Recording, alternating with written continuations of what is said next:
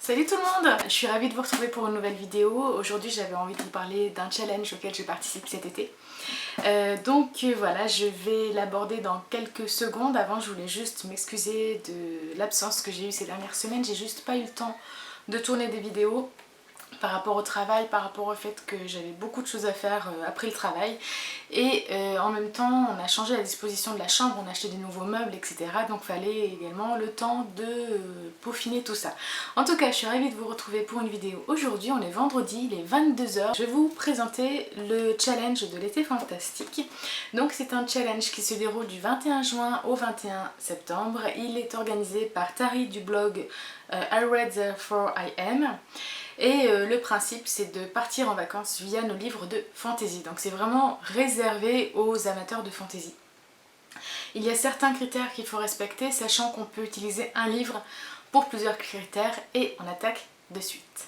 Critère numéro 1, un livre avec de la magie. J'ai choisi Vérité Première, le tome 1 de Dan Cook. C'est une quadrilogie publiée chez Milady, je crois qu'elle est terminée.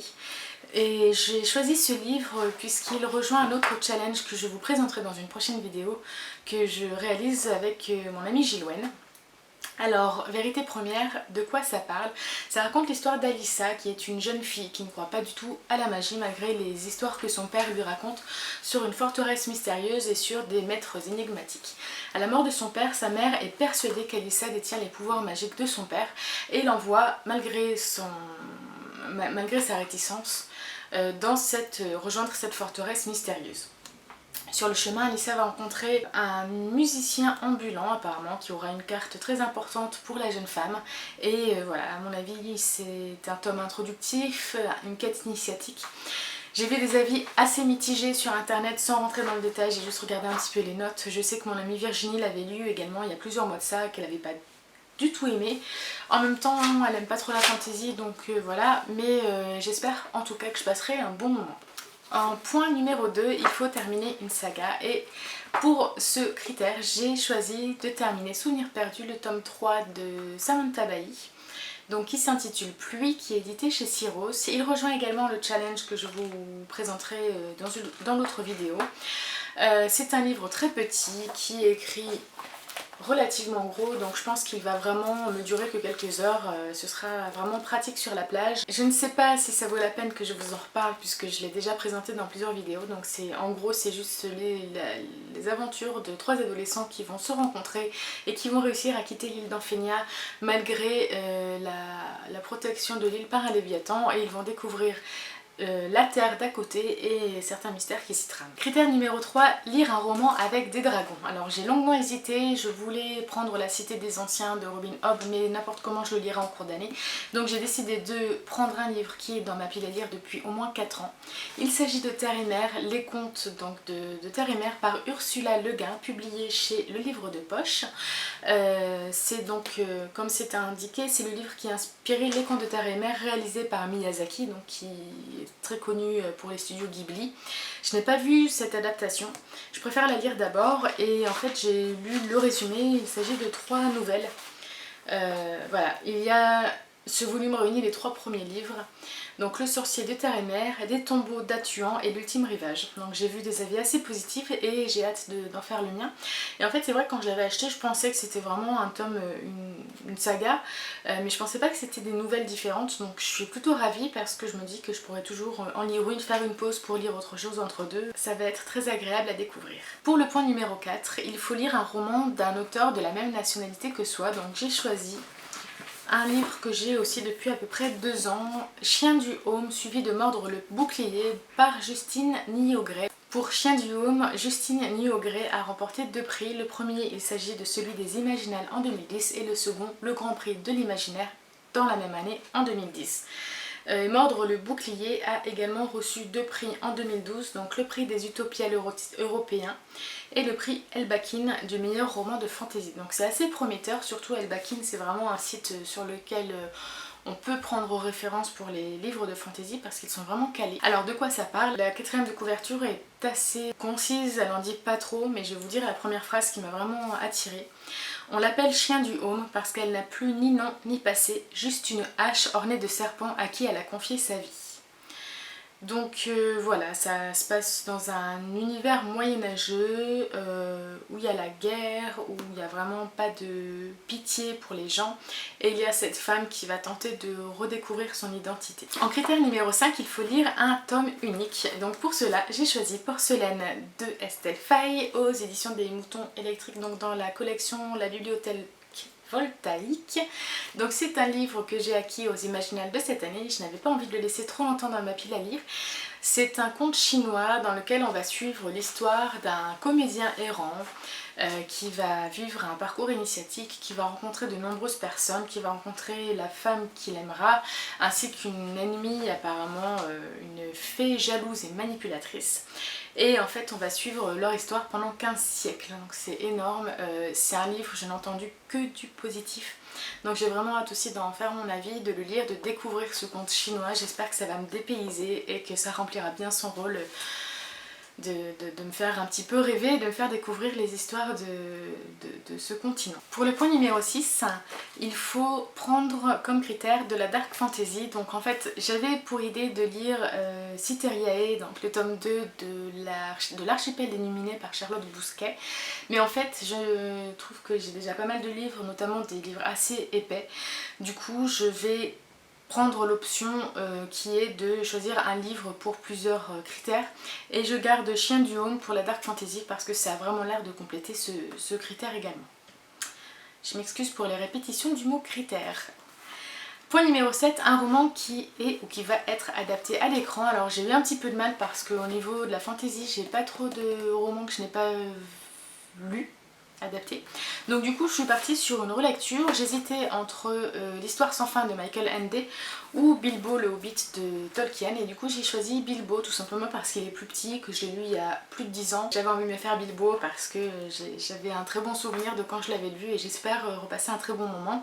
Mais c'est vraiment une option que je vais laisser sur la fin. Si je n'ai pas le temps de le lire, ce n'est pas grave, je ne me mettrai pas la pression pour cela. Point numéro 8, un classique de la fantasy. J'ai choisi de continuer ma saga des Princes d'Ambre, donc de Roger Zelazny. C'est un cycle en 10 livres qui m'avait été offert pour mon anniversaire, et du coup j'ai lu le 1 il y a plusieurs mois de cela, je ne sais même pas si ça va pas bientôt faire un an. J'avais beaucoup aimé ce tome 1 où on suivait l'histoire d'un prince qui vivait sur Terre. Je crois qu'il se réveillait de l'hôpital, il était amnésique et en fait il s'est vite rappelé quand même de qui il était. Il va retourner donc sur la Terre d'Ambre qui est en gros c'est le seul univers réel, et tous les autres continents, tous les autres mondes comme la Terre ne sont que des reflets d'Ambre, et il va y avoir un petit peu une chasse au trône puisqu'en fait le père du héros est décédé, et que du coup maintenant c'est à celui qui atteindra le trône le plus rapidement parmi tous ses fils et filles.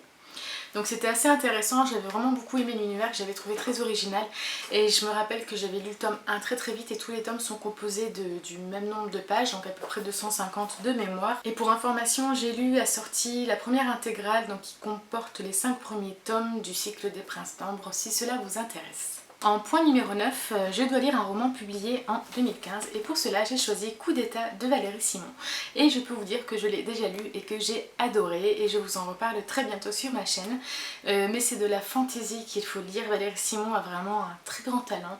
J'avais adoré le premier tome de la saga Arkham, donc Yanis, déesse de la mort. J'avais trouvé que c'était une écriture poétique et lyrique. Et là, Valérie Simon nous entraîne vraiment dans un univers plus mature, beaucoup plus réfléchi, où les femmes ont le pouvoir, et c'est très intéressant, mais je vous en reparle plus en détail dans quelques vidéos. En point numéro 10, il faut lire un roman dont le héros est une femme. Alors j'ai choisi un roman fantastique, j'espère que ça rentrera dans le challenge. Si toutefois cela n'est pas accepté, je validerai ce point avec Coup d'état ou avec Chien du Haune, puisque comme je vous l'ai expliqué, les deux personnages principaux sont des femmes. Mais personnellement j'ai choisi de sortir de ma pile à lire Eren, le tome 2 qui s'intitule Le Fétiche. C'est de Émilie Musso et c'est publié chez Rebelle dans leur collection Chimère. Donc c'est le tome 1, je l'ai lu je crois il y a un an, et j'avais complètement adoré cette introduction. J'avais été séduite par tous les aspects. En fait on suit l'histoire de Charline, donc, qui vit en France et qui va partir à Dublin pour découvrir un petit peu ses origines. Elle va rencontrer sur place Adriane il me semble, ou Aidan, je ne sais plus, qui est un homme complètement mystérieux et elle va être complètement obnubilée par lui. Et de par leur rencontre, en fait, elle va découvrir tout un folklore irlandais, celtique, et il va s'avérer qu'en fait, son histoire à elle rejoint la mythologie. J'avais adoré complètement ce livre. J'avais aimé la mythologie, découvrir le folklore irlandais, j'avais aimé la relation qu'avaient Charline et Adrian, j'avais aimé le fait que ça se passait à Dublin et un petit peu ailleurs en Irlande. L'auteur nous faisait vraiment de très belles descriptions, j'ai découvert de beaux paysages grâce à elle. Donc pour moi c'était vraiment une réussite et un coup de cœur. Du coup je n'en attends pas moins du tome 2, j'espère qu'il ne me décevra pas et que je passerai un très bon moment. J'en attends aussi un petit peu plus au niveau du folklore irlandais.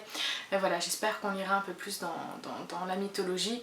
En tout cas il me tarde de le lire.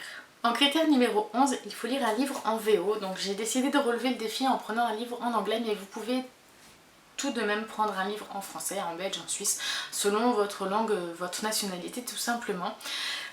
Pour ce critère-là, j'ai décidé de terminer une trilogie que j'adore. J'ai lu les 2 premiers tomes en français il y a plusieurs années de ça. C'est une série que je considère comme doudou, vous savez, ce genre de saga que l'on aime avoir à côté de soi, sur sa table de chevet, et qu'on peut prendre dans ses mains, dans ses bras, juste pour sentir ce réconfort que l'histoire nous a procuré. Et donc j'ai décidé de terminer la saga de la porte des secrets de Maria V. Snyder. Donc en vélo c'est Yelena Zaltana Novel, le tome 3 s'intitule Fire Study. En français je ne sais plus ce que c'est et voilà, la couverture est magnifique, je vous l'ai déjà montré dans plusieurs vidéos. J'ai la couverture du tome 1 également puisque je vais vous raconter un petit peu l'histoire. On suit dans cette saga donc Elena, en anglais Yelena, qui est prisonnière et qui va avoir le choix soit d'être exécutée, soit de devenir la goûteuse principale du roi. Sauf que son geôlier qui s'intitule Valek de toute façon va la tenir par les rênes entre guillemets, puisqu'en fait tous les jours il va lui administrer un poison dont il est le seul possesseur de l'antidote. Et on va découvrir un petit peu la vie d'Elena au château, dans la cour, comment elle arrive un petit peu à se créer des connaissances et comment elle va lier une relation assez particulière avec son geôlier Valek. C'est une saga, comme je vous dis, qui est doudou, que j'avais adoré, que je recommande aux débutants. C'est assez romancé, du coup ça passe vraiment bien. C'est vraiment très agréable à lire et surtout c'est très bien écrit et très immersif. C'est fini pour la présentation de ce challenge. Dites-moi ce que vous avez pensé des livres que je vous ai présentés. Si je vous ai donné envie d'en lire certains, d'en sortir de votre palle, d'en rajouter à votre wishlist, ou bien tout simplement si vous avez lu certains des titres, mettez-le moi en commentaire. N'hésitez pas à partager cette vidéo si elle vous a plu. Moi je me ferai comme toujours un plaisir de vous répondre. Sur ce, je vous souhaite de très belles lectures et je vous dis à très vite pour une nouvelle vidéo. Bisous. J'ai trop hâte de l'ouvrir.